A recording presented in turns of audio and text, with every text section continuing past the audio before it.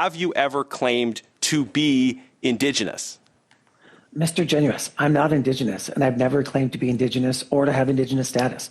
Edmonton Centre MP Randy Boissonnault faces the Indigenous and Northern Affairs Committee to answer questions over his identity. Boissonnault left the Liberal cabinet in November after it emerged that a firm he co-owned identified as Indigenous-owned when it bid on some federal contracts.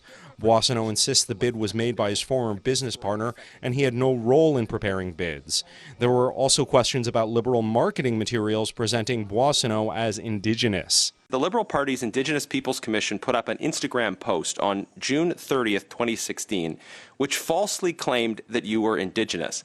Now, that post is still up.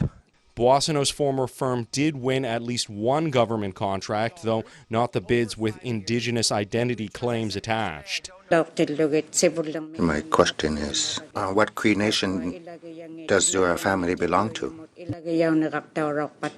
I grew up understanding that my grandmother was Cree, and I didn't question my family about which nation, which place. Boissonnault was adopted and his adoptive grandmother was Cree. Boissonnault has called himself non-status adopted Cree.